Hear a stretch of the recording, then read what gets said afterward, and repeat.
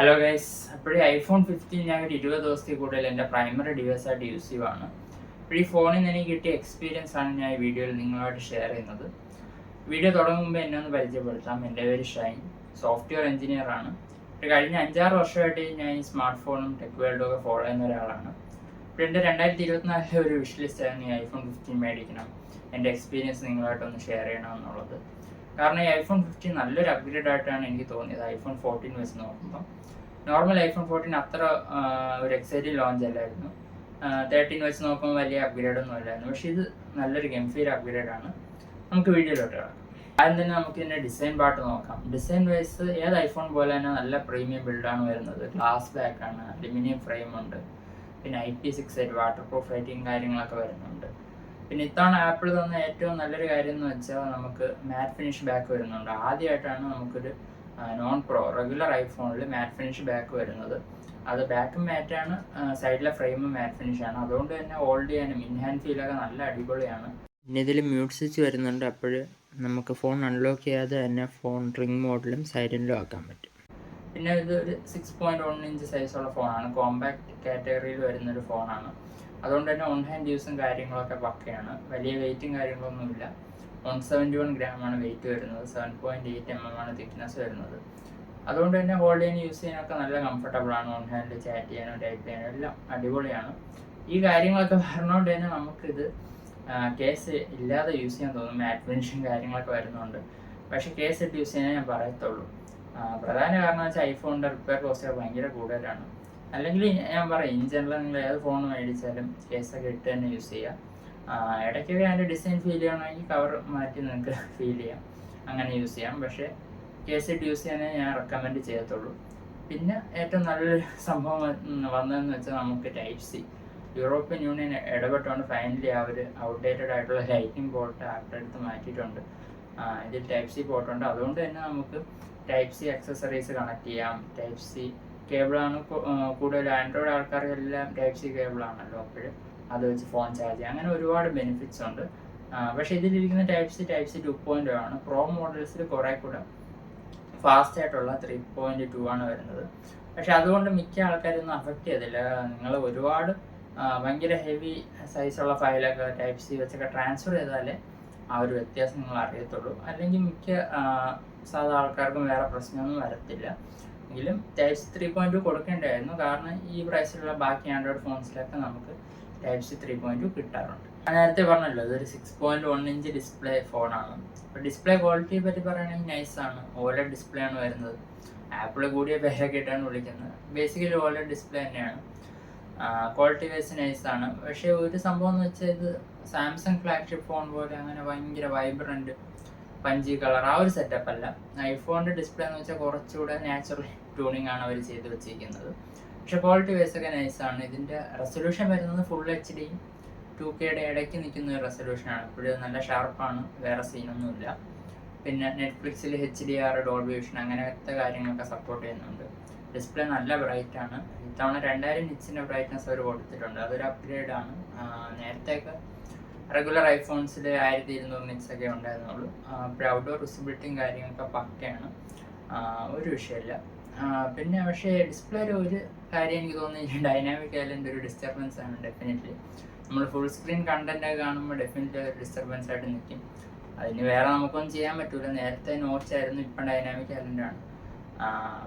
14 Pro series തൊട്ടാണ് അവർ dynamic island കൊണ്ടുവന്നത്.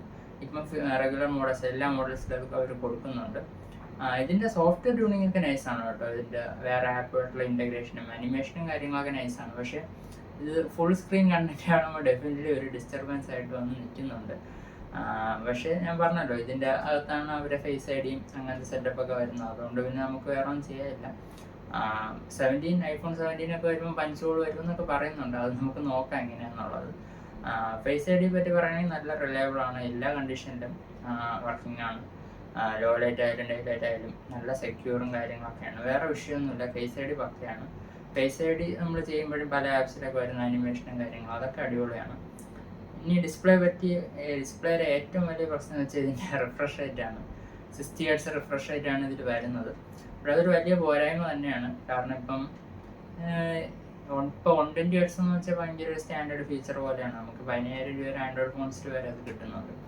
Apple 13 പ്രോയിലാണ് ആദ്യമായിട്ട് കൊണ്ടുവന്നത് 2021 സമയത്ത്. ഇതുവരെ അവർ റെഗുലർ മോഡൽസിൽ 120 Hz കൊണ്ടുവന്നിട്ടില്ല, 60 Hz തന്നെയാണ്.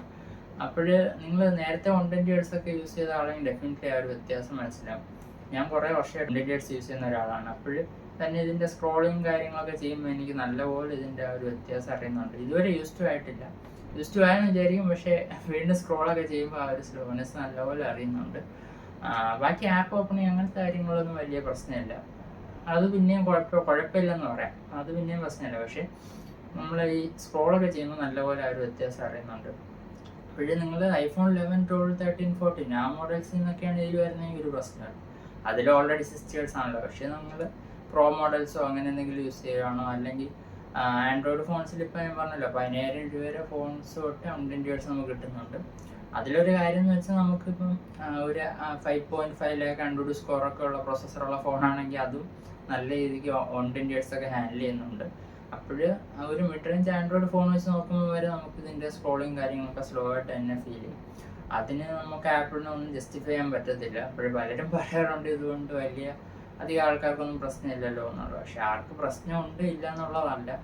നമ്മൾ ഈ ഫോണിൻ്റെ വില എന്ന് വെച്ചാൽ 80,000 രൂപയ്ക്ക് ഇറങ്ങിയ ഫോണാണിത്. അപ്പോൾ അത്രയും പ്രൈസ് കൊടുക്കുമ്പോൾ നമുക്ക് സ്റ്റാൻഡേർഡായിട്ട് കിട്ടേണ്ട ഫീച്ചേഴ്സാണ് ഈ 120 Hz ഒക്കെ. അപ്പോഴത് ആപ്പിൾ തരുന്നില്ല, പ്രോ മോഡൽസിന് മാത്രം വെച്ചേക്കുവാണ്. ഇനി എന്ന് തരുമെന്ന് അവർക്ക് തന്നെ അറിയാം. പിന്നെ ഡിസ്പ്ലേയിൽ ഓൾവേസ് ഓൺ ഡിസ്പ്ലേയുടെ ഫീച്ചർ വരുന്നില്ല, അത് പ്രോ മോഡൽസിൽ മാത്രമേ ആപ്പിൾ കൊടുക്കുന്നുള്ളൂ. കാരണം പ്രോ മോഡൽസിൽ LTPO ഡിസ്പ്ലേ ആണല്ലോ, അപ്പോൾ കുറേ കൂടെ റിഫ്രഷ് ആയിട്ട് ഡൗൺ ചെയ്യണമെന്നുണ്ട് ബാറ്ററി ലൈഫിൽ അത്ര എഫക്റ്റ് വരത്തില്ല. അതുകൊണ്ടാണ് അങ്ങനെ ചെയ്യുന്നതെന്നാണ് ആപ്പിൾ പറയുന്നത്. ഞാൻ പേഴ്സണലി എൻ്റെ ആൻഡ്രോയിഡ് ഫോൺസിൽ അത്ര യൂസ് ചെയ്യാറില്ല ഓൾവേസ് ഓൺ ഡിസ്പ്ലേ. പക്ഷേ നിങ്ങൾ യൂസ് ചെയ്യുന്ന ആളാണെങ്കിൽ ആ സംഭവം ഇവിടെ ഇല്ല. വളരെ ബേസിക് ആയിട്ടുള്ളൊരു ഫീച്ചറാണ്. പിന്നെ ഡിസ്പ്ലേയിൽ പ്രൊട്ടക്ഷൻ വരുന്നത് സെറാമിക് ഷീൽഡാണ്. പക്ഷേ നല്ല ക്വാളിറ്റിയുള്ള ടെമ്പർഡ് ഗ്ലാസ് ഇട്ട് തന്നെ യൂസ് ചെയ്യുക, അല്ലെങ്കിൽ സ്ക്രാച്ചസ് പെട്ടെന്ന് വരും. മൾട്ടിമീഡിയ എക്സ്പീരിയൻസിൽ ഡിസ്പ്ലേ മാത്രമല്ല സ്പീക്കേഴ്സ് ഇമ്പോർട്ടൻ്റ് ആണ്. ഇതിലെ സ്പീക്കേഴ്സ് അടിപൊളിയാണ്, ഒരു രക്ഷയില്ല. ഐഫോണിൻ്റെ സ്പീക്കേഴ്സ് എപ്പോഴും വൺ ഓഫ് ദ ബെസ്റ്റ് ആണ്. ഇതിലും അങ്ങനെ തന്നെയാണ്. ഒരു സാമ്പിൾ ഞാൻ കേൾപ്പിച്ചു തരാം.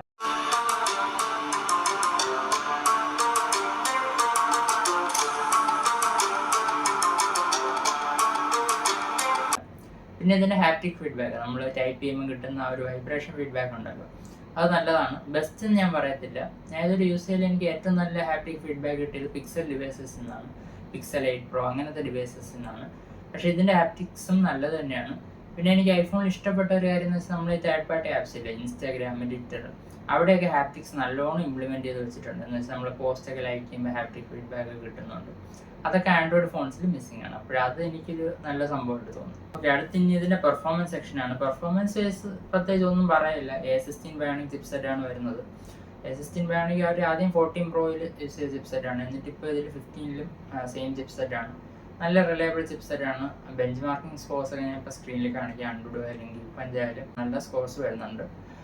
പക്ഷേ ആ ഒരു 60 Hz ഒരു സ്ലോനെസ് ഉണ്ട്. അല്ലാതെ നോക്കുകയാണെങ്കിൽ പെർഫോമൻസ് കാര്യങ്ങൾ പക്കയാണ്. ഡേ ടു ഡേ ടാസ്ക് ഒരു പ്രശ്നമില്ല. അതൊന്നും പ്രത്യേകിച്ച് എടുത്ത് പറയേണ്ട കാര്യമില്ലല്ലോ. ഇനി ഇത്രയും പവർഫുൾ ആയിട്ടുള്ള ഒരു ചിപ്സെറ്റുള്ള ഫോണാണ്, വേറെ പ്രശ്നമൊന്നുമില്ല. ഗെയിമിങ് നൈസാണ്. ഞാൻ കൂടുതലും BGMI ആണ് കളിക്കുന്നത്, അതുകൊണ്ട് ഡെത്ത് മാച്ചാണ് ഞാൻ കൂടുതൽ കളിക്കുന്നത്. ഞാൻ HDR-ലിട്ടാണ് ഇപ്പോൾ എപ്പോഴും കളിക്കുന്നത്. അപ്പോഴും ഒന്നും വേറെ സീനൊന്നുമില്ല, ഫ്രെയിം ഡ്രോപ്പോ കാര്യങ്ങളൊന്നുമില്ല, നല്ല കൺസിസ്റ്റൻ്റ് ആണ്. ജെൻഷൻ ഇമ്പാക്റ്റ് ഞാൻ കളിച്ചു നോക്കി. ജെൻഷൻ ഇമ്പാക്റ്റ് ഭയങ്കര ഹെവി ഗെയിമാണെന്ന് അറിയാമല്ലോ. അപ്പോൾ അത് കളിക്കാൻ പറ്റിയ ഏത് ഗെയിമും കളിക്കാൻ പറ്റും. അതും ഇടയ്ക്ക് ഒരു ദിവസം ഇൻസ്റ്റാൾ ചെയ്ത് കളിച്ചായിരുന്നു. നല്ല എക്സ്പീരിയൻസ് ആയിരുന്നു, വേറെ പ്രശ്നമൊന്നുമില്ല. ഗെയിമിംഗ് സമയത്തും അങ്ങനെ ഭയങ്കര ചൂടാവലും പരിപാടിയൊന്നുമില്ല. സാധാ ഫോൺസ് ഹീറ്റ് ആകുമ്പോൾ തന്നെയാണ് ഇതിലും ഹീറ്റ് ആകുന്നത്. ഓവർ ഹീറ്റിംഗ് ഞാൻ നോട്ടീസ് ചെയ്ത് എപ്പോഴാന്ന് വെച്ചാൽ ക്യാമറ കണ്ടിന്യൂസ് ആയിട്ട് യൂസ് ചെയ്യുമ്പോൾ നല്ലപോലെ ചൂടാവുന്നുണ്ട്. എക്സ്ട്രാ ചൂടായിട്ടാണ് എനിക്ക് തോന്നുന്നത്. അപ്പോൾ ചൂടാകുമ്പോൾ തന്നെ നിങ്ങൾക്കിപ്പോൾ സ്ക്രീനിൽ കാണാം ഫോൺ നല്ല ലാഗാവും. ചിലപ്പോൾ അങ്ങനെ 1-2 പ്രാവശ്യം എനിക്ക് സംഭവിച്ചിട്ടുണ്ട്. കണ്ടിന്യൂസ് ആയിട്ട് ഫോട്ടോ ഒക്കെ എടുക്കുമ്പോൾ ഫോൺ കെയർ ലാഗ് ആകുന്നുണ്ട്. അത് ഈ പ്രൊസസ്സറിൻ്റെ പ്രശ്നമല്ല. ഐഫോണിൽ കൂളിംഗ് സിസ്റ്റം അവരങ്ങനെ ഭയങ്കര ഡെഡിക്കേറ്റഡ് ആയിട്ടൊന്നും കൊടുത്തിട്ടില്ല. അപ്പോൾ കൂളിങ്ങിൻ്റെ കാര്യം ആപ്പിൾ ഇച്ചിരി കൂടെ ഇമ്പ്രൂവ് ചെയ്യണം. വേറെ സ്ഥലത്ത് ഹീറ്റിംഗ് ഫേസ് എന്ന് വെച്ചാൽ ഈ ഫോൺ ചാർജ് ചെയ്യുമ്പോൾ 20 വാട്ടേ ഉള്ളൂ ആകെപ്പോട്ടെ, എന്നിട്ടും എക്സ്ട്രാ ഹീറ്റായിട്ടാണ് എനിക്ക് തോന്നിയത്. അപ്പോൾ കൂളിംഗ് സിസ്റ്റം കൂടെ ആപ്പിൾ ഇത്തിരി ഇമ്പ്രൂവ് ചെയ്യണം. ബാക്കി പെർഫോമൻസ് വൈസ് ബാക്കി ഏരിയയിലൊന്നും വേറെ പ്രശ്നമില്ല. ഈ 2 കണ്ടീഷനിലാണ് ഞാൻ ഭയങ്കര ഹീറ്റിംഗ് ഒക്കെ നോട്ടീസ് ചെയ്തത്. ഐഫോൺ എന്ന് കേൾക്കുമ്പോൾ നമ്മുടെ പലരുടെയും മൈൻഡിൽ വരുന്ന ഫീച്ചറാണ് ഐഫോണിൻ്റെ ക്യാമറാസ്. ഇതിൻ്റെ ക്യാമറാസ് എങ്ങനെയുണ്ട്? ക്യാമറ ഡിപ്പാർട്ട്മെൻറ്റിലും ഈ ബേസ് ഐഫോണിന് ആപ്പിൾ നല്ലൊരു അപ്ഗ്രേഡ് വന്നിട്ടുണ്ട്. ഇത്തവണ മെയിൻ ക്യാമറ സെൻസർ വരുന്ന 14 മെഗാപിക്സലാണ്. ഇതിന് മുമ്പത്തെ ബേസ് ഐഫോൺസിലെല്ലാം 12 മെഗാപിക്സലായിരുന്നു. ഇത്തവണ കുറച്ചുകൂടെ വലിയ 48 MB സെൻസറാണ് വരുന്നത്. 14 പ്രോയുടെ അതേ സെൻസറല്ല, പക്ഷേ ഓൾമോസ്റ്റ് സെയിം സെൻസർ സൈസാണ് ഇതിലും വരുന്നത്. മാത്രമല്ല ഇത്തവണ iPhone 15 സീരീസിൽ എല്ലാ ഫോൺസും ഡീഫാൾട്ടായിട്ട് 24 മെഗാ പിക്സലാണ് ഫോട്ടോ എടുക്കുന്നത്. ബാക്കി ആൻഡ്രോയിഡ് ഫോൺസും ഇതിന് മുമ്പത്തെ ഐഫോൺസ് എല്ലാം 12 മെഗാ പിക്സലിലായിരുന്നു പിക്സൽ ബിന്നിങ്ങിന് ശേഷം നമുക്ക് ഔട്ട്പുട്ട് വരുന്നത്. ഇത്തവണ 24 ആയതുകൊണ്ട് തന്നെ നല്ല ഡീറ്റെയിലും കാര്യങ്ങളൊക്കെ എക്സ്ട്രാ വരുന്നുണ്ട്. പിന്നെ വേറെയുള്ള സെൻസേഴ്സ് എന്ന് വെച്ചാൽ 12 മെഗാ പിക്സലുള്ള ഒരു അൾട്രാവൈഡ് ക്യാമറ വരുന്നുണ്ട്. ഓട്ടോ ഫോക്കസ് ഉള്ള 12 മെഗാ പിക്സലുള്ള ഒരു സെൽഫി ക്യാമറയും വരുന്നുണ്ട്. പിന്നെ ഇതിൽ ഫോട്ടോഗ്രാഫി സ്റ്റൈൽസും കാര്യങ്ങളും ഉണ്ട് കേട്ടോ. അതായത് ആപ്പിൾ 13 സീരീസ് കൊണ്ടുവന്ന സംഭവമാണ്. ഞാൻ കൂൾ ഫോട്ടോഗ്രാഫി സ്റ്റൈലിട്ടാണ് ഫോട്ടോസ് എല്ലാം എടുത്തത്, കൂടുതൽ ഫോട്ടോസും. ബാക്കി ഫോട്ടോഗ്രാഫി സ്റ്റൈലിലെല്ലാം ഒരു ഐഫോണിൻ്റെ യെല്ലോ ടോൺ കയറി വരുന്നുണ്ട്, അതെനിക്ക് അത്ര ഇഷ്ടമല്ല. അതുകൊണ്ടാണ് ഞാൻ കൂളിലിട്ട് ഫോട്ടോസ് എടുത്തത്. നമുക്കിനി മെയിൻ ക്യാമറ ഫോട്ടോ സാമ്പിൾസ് നോക്കാം. ഞാൻ നേരത്തെ പറഞ്ഞല്ലോ 24 മെഗാ പിക്സലാണ് ഡീഫാൾട്ടായിട്ട് ഫോട്ടോ എടുക്കുന്നത്. അതുകൊണ്ട് തന്നെ ഡീറ്റെയിലും കാര്യങ്ങളും അത്യാവശ്യം നല്ല രീതിക്ക് വരുന്നുണ്ട്. ഡൈനാമിക് റേഞ്ച് HDR അത്യാവശ്യം നല്ല രീതിക്ക് തന്നെ കാര്യങ്ങളൊക്കെ മാനേജ് ചെയ്യുന്നുണ്ട്. പിന്നെ വേറൊരു കാര്യം എന്ന് വെച്ചാൽ ഇതിൻ്റെ കളേഴ്സ് ഇത്തിരി കൂടെ ന്യൂട്രൽ ടൂണിലാണ് വരുന്നത്. ഞാൻ പറഞ്ഞല്ലോ ഞാൻ കൂൾ ഫോട്ടോഗ്രാഫി സ്റ്റൈലിട്ടാണ് ഫോട്ടോ എടുത്തത്.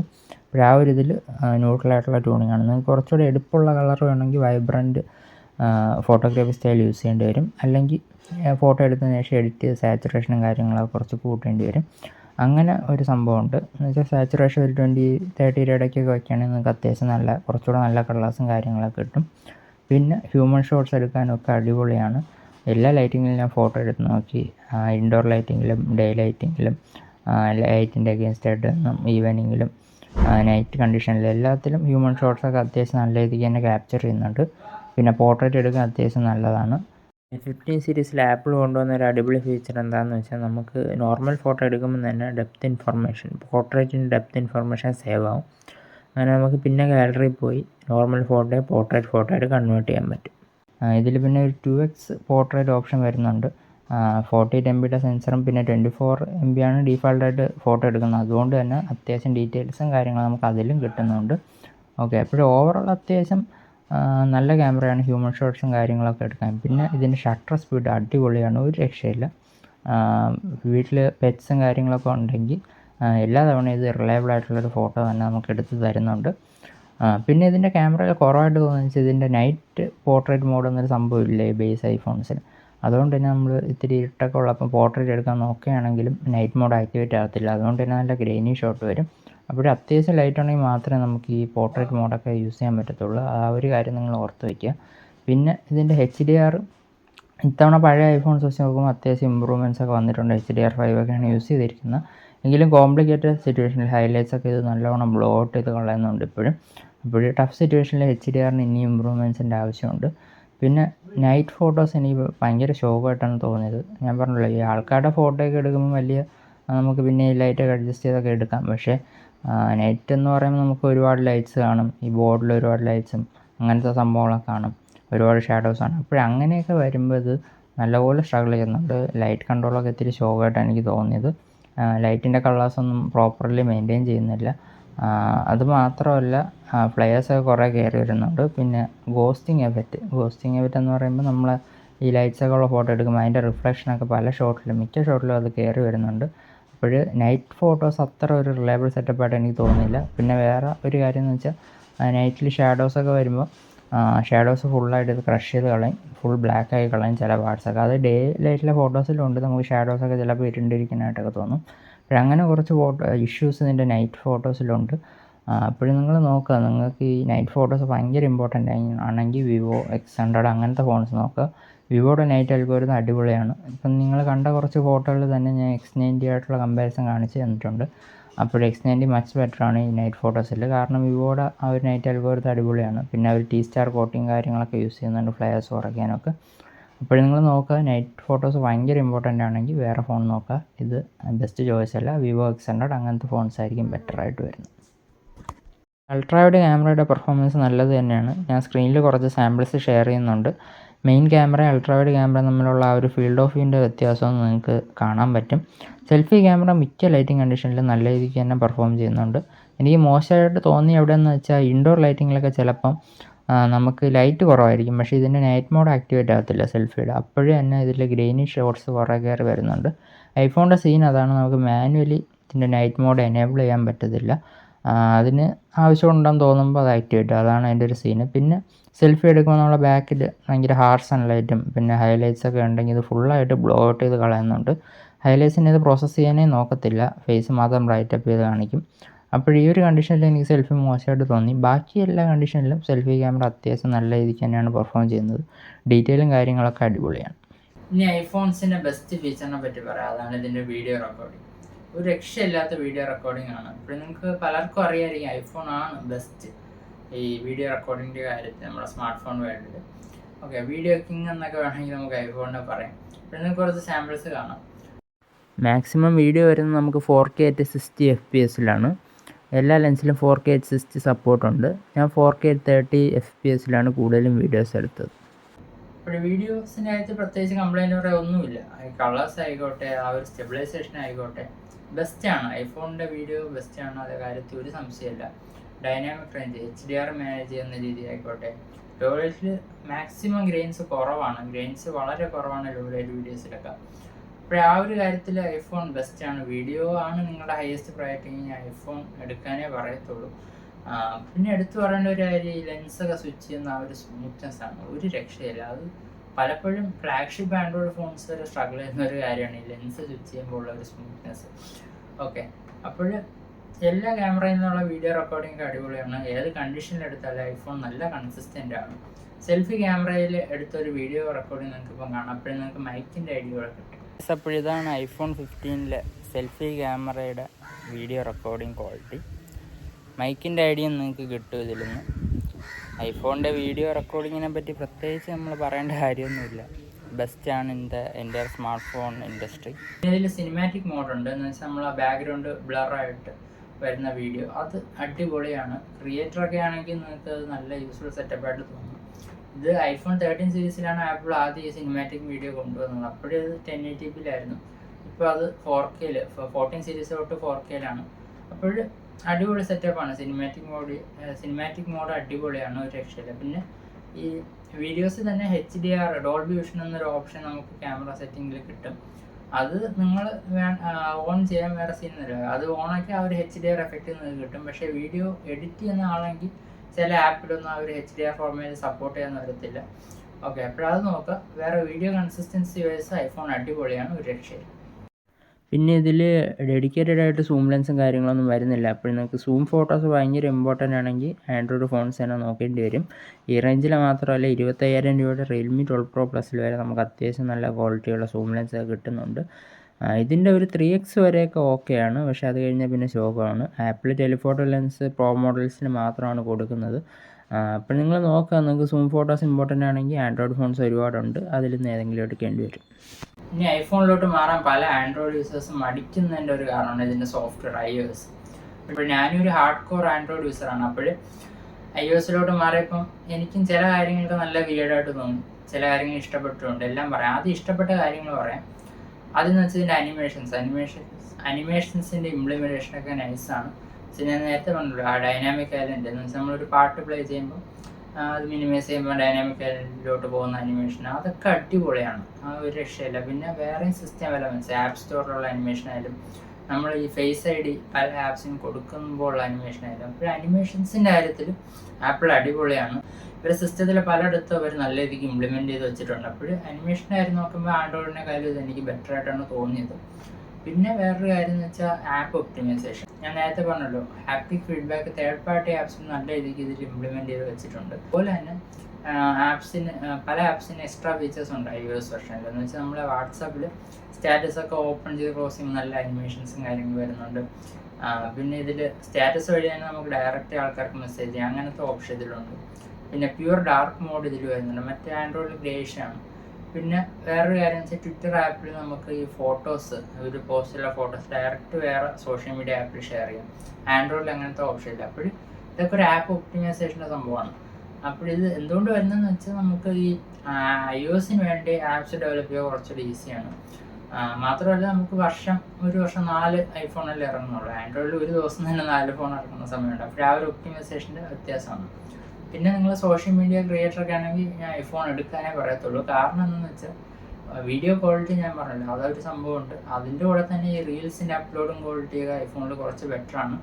അപ്പോൾ സോഷ്യൽ മീഡിയ ക്രിയേഷനെങ്കിൽ ഐഫോൺ തന്നെ എടുക്കുക. പിന്നെ ഇപ്പോൾ ആൻഡ്രോയിഡ് സൈഡിൽ നമുക്ക് സാംസങ് ഫ്ലാഗ്ഷിപ്പിലൊക്കെ അവർ സ്നാപ്ചാറ്റും ഇൻസ്റ്റയിലും ഒപ്റ്റിമൈസേഷനൊക്കെ അത്യാവശ്യം നല്ല രീതിക്ക് വരുന്നുണ്ട്, വേറെ മോഡൽസൊക്കെ.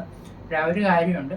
ഓക്കെ, ഇനി അടുത്ത് എനിക്ക് ഇഷ്ടപ്പെടാത്ത കാര്യങ്ങൾ പറയാം. ഫസ്റ്റ് എന്ന് വെച്ചാൽ ക്ലിപ്പ് ബോർഡ് എന്ന് വെച്ചാൽ നമുക്ക് ആൻഡ്രോയിഡ് സൈഡിൽ നിങ്ങൾക്ക് അറിയാമായിരിക്കുമല്ലോ, കീബോർഡിൽ തന്നെ ഇൻറ്റിഗ്രേറ്റഡ് ആയിട്ടുള്ള ഒരു ഫീച്ചറാണ് ക്ലിപ്പ് ബോർഡ്. ആൻഡ്രോയിഡിൽ നമുക്ക് മൾട്ടിപ്പിൾ ഐറ്റംസ് എന്ന് വെച്ചാൽ ഒന്നിൽ കൂടുതൽ ഐറ്റംസ് നമുക്ക് ക്ലിപ്പ് ബോർഡിൽ സേവ് ചെയ്ത് വയ്ക്കാം, അത് ഷെയർ ചെയ്യാം, അങ്ങനെ ഒരു ഓപ്ഷൻ ഉണ്ട്. പക്ഷേ ഈ iOS-ൽ അതില്ല. നമുക്ക് ഒറ്റ സാധനം at A time copy paste ചെയ്യാൻ പറ്റുള്ളൂ.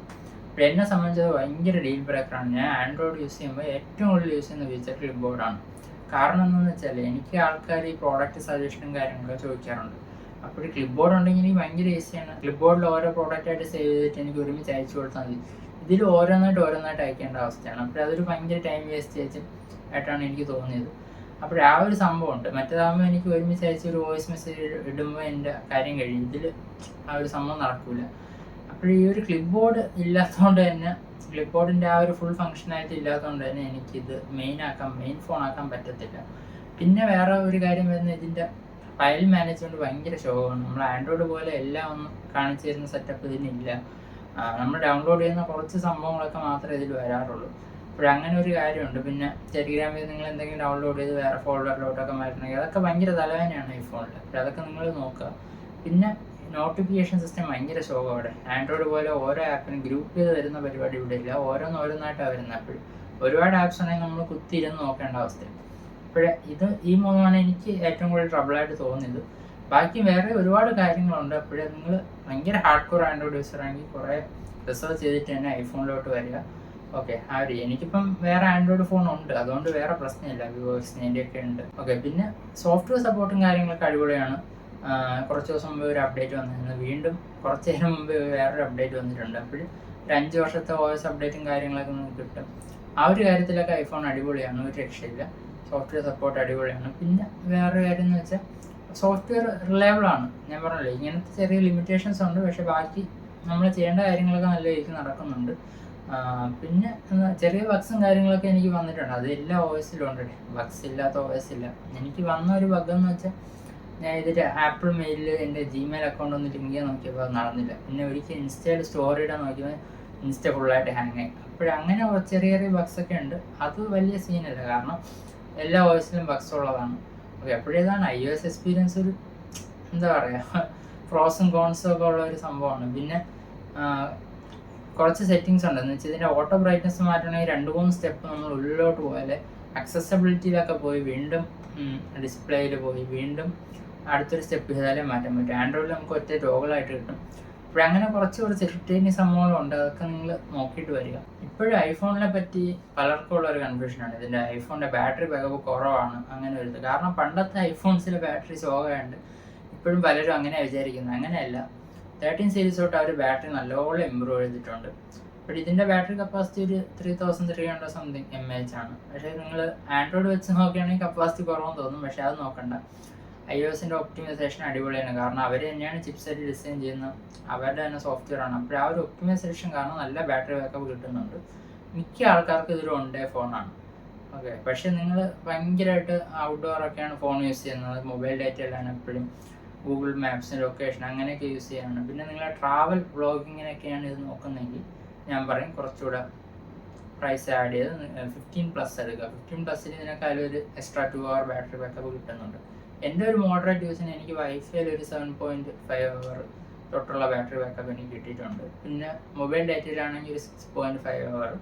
പിന്നെ ഞാൻ ഒരു ദിവസം 2 മണിക്കൂർ ഓൾമോസ്റ്റ് 2 മണിക്കൂർ ഹോട്ട്സ്പോട്ട് യൂസ് ചെയ്തായിരുന്നു. എന്നിട്ട് വൈഫൈയിൽ യൂസ് ചെയ്തപ്പോൾ ഒരു അറൗണ്ട് 6 hour സ്ക്രീൻ ടൈം ചെയ്തിട്ട് കിട്ടിയായിരുന്നു.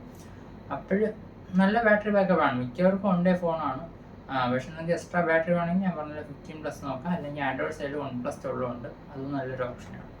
ഓക്കെ, ഇതിൻ്റെ ചാർജിങ് ഡിപ്പാർട്ട്മെൻറ്റ് ഇത്തിരി ശോകമാണ്. 20 watt ചാർജിങ് സപ്പോർട്ടാണ് ആപ്പിൾ പറയുന്നത്. പിന്നെ ഐഫോണിൻ്റെ കാര്യം അറിയില്ല, ഇപ്പോൾ നമുക്ക് ബോക്സിൽ ചാർജറും കാര്യങ്ങളൊന്നും കിട്ടാറില്ല. ഞാൻ എൻ്റെ പഴയ സാംസങ്ങിൻ്റെ 25 watt ചാർജർ യൂസ് ചെയ്താണ് ചാർജ് ചെയ്തത്. 1.5 മണിക്കൂറിൽ കൂടുതൽ എടുക്കുന്നുണ്ട്. ഫസ്റ്റ് 80% പിന്നെയും അത്യാവശ്യം ഫാസ്റ്റാണ്. പക്ഷേ 80-100 വീണ്ടും ഒരു 45-50 മിനിറ്റൊക്കെ എടുക്കുന്നുണ്ട്. അപ്പോൾ ചാർജിങ് ഇത്തിരി സ്ലോ ആണ്. പിന്നെ ഈ സമയം വീണ്ടും കൂടുതൽ, ഞാൻ നേരത്തെ പറഞ്ഞല്ലോ, ചാർജ് ചെയ്യുന്ന സമയത്ത് ഫോൺ ചൂടാവുന്നുണ്ട്. അപ്പോഴത്തേക്കും നമുക്കൊരു മെസ്സേജ് വരും ചാർജിങ് പോസ്ഡ് എന്ന് പറഞ്ഞ്. അപ്പോഴീ 1.5 മണിക്കൂറും കഴിഞ്ഞു. അപ്പോൾ ചാർജിങ്ങിൻ്റെ കാര്യം ഇത്തിരി സീനാണ്. അത് ഐഫോൺ മാത്രമല്ല, ഗൂഗിൾ ഇതിനേക്കാൾ ശോകമാണ്. സാംസങ് അവരൊക്കെ ഈ ചാർജിങ് ഡിപ്പാർട്ട്മെൻറ്റ് ഇച്ചിരി പറയുകയാണ്.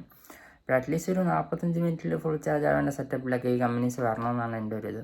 കാരണം എൻ്റെ ഇപ്പോൾ ഉള്ള ആൻഡ്രോയിഡ് ഫോൺ വിവോ X90 ആണ്. അതിൽ 120 വാട്ടിൻ്റെ ഫാസ്റ്റ് ചാർജിങ് ഉണ്ട്. അപ്പോൾ 30 മിനിറ്റ് മതി ഫുൾ ചാർജ് ആവാം. പിന്നെ 15 മിനിറ്റൊക്കെ നമ്മളിടുമ്പോൾ ഒരു 60-70 ആ റേഞ്ചിലൊക്കെ നമുക്ക് കിട്ടും. അപ്പോഴത് ഭയങ്കര കൺവീനിയൻസ് ആണ്. ഞാൻ ഡെഫിനറ്റ്ലി ഇവിടെ മിസ് ചെയ്യുന്നുണ്ട്. അപ്പോൾ ചാർജിങ്ങിൻ്റെ കാര്യത്തിൽ നിങ്ങൾ ഇച്ചിരി പ്ലാൻ ചെയ്യേണ്ടി വരും. കോൾ ക്വാളിറ്റി, നെറ്റ്വർക്ക് റിസപ്ഷൻ അങ്ങനത്തെ കാര്യങ്ങളിലൊന്നും ഒരു പ്രശ്നമില്ല, എല്ലാം അടിപൊളിയായിരുന്നു. പിന്നെ ഇതിൽ നിങ്ങൾക്ക് ഒരു ഫിസിക്കൽ സിമ്മേ യൂസ് ചെയ്യാൻ പറ്റൂ. സെക്കൻഡ് സിം യൂസ് ചെയ്യണമെങ്കിൽ അത് ഈസി ആക്കേണ്ടി വരും. അപ്പോൾ ആ കാര്യം നിങ്ങൾ നോക്കുക. ഇനി iPhone 15 ആരൊക്കെ മേടിക്കണം എന്നുള്ളതാണ്. ഇത് ആർക്കൊക്കെ ഐഡിയ ഇല്ലാവും. നിങ്ങൾക്ക് വീഡിയോ ക്യാമറ ഭയങ്കര ഇമ്പോർട്ടൻ്റ് ആണെങ്കിൽ ഡെഫിനറ്റ്ലി അടിപൊളി ചോയ്സാണ്. ഇതാണ് ബെസ്റ്റ് ചോയ്സ്. ഐഫോണാണ് ബെസ്റ്റ്. ആൻഡ്രോയിഡ് സൈഡിൽ നമുക്ക് ഏറ്റവും നല്ല വീഡിയോ ക്യാമറ വരുന്നത് സാംസങ്ങിൻ്റെ ഫ്ലാഗ്ഷിപ്സാണ്. അപ്പോൾ നിങ്ങൾക്ക് ആൻഡ്രോയിഡും നല്ല വീഡിയോ ഒരുമിച്ച് വേണമെങ്കിൽ സാംസങ്ങിൻ്റെ ഫ്ലാഗ്ഷിപ്സ് നോക്കുക. പിന്നെ നിങ്ങൾ സോഷ്യൽ മീഡിയ ക്രിയേറ്ററൊക്കെ ആണെങ്കിൽ ഞാൻ പറഞ്ഞല്ലോ, ആ ഒരു ആപ്പ് ഒപ്റ്റിമൈസിൻ്റെ കാര്യം ഒക്കെ. അപ്പോൾ നിങ്ങൾ ഐഫോൺ തന്നെ ചൂസ് ചെയ്യാനേ ഞാൻ പറയത്തുള്ളൂ.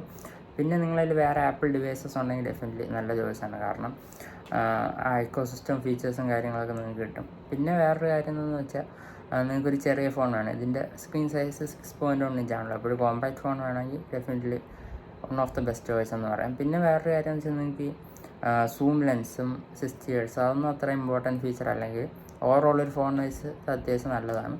ഓക്കെ, പിന്നെ ബാക്കി പ്രോസ് ആൻഡ് കോൺസ് എല്ലാം ഞാൻ ഈ വീഡിയോയിൽ പറഞ്ഞിട്ടുണ്ട്. നിങ്ങൾക്ക് നോക്കാം, നിങ്ങളുടെ റിക്വയർമെൻറ്റ് അനുസരിച്ച് നോക്കാം. ആൻഡ്രോയിഡ് സൈഡിൽ വരുന്ന കോമ്പറ്റീഷൻ ഏതൊക്കെയെന്ന് വെച്ചാൽ, ഇതേ സൈസുള്ള 6.1 ഇഞ്ച് സൈസുള്ള ഫോൺ വരുന്ന S23 ഉണ്ട്, S24 ഉണ്ട്, പിന്നെ Pixel 8 ഉണ്ട്.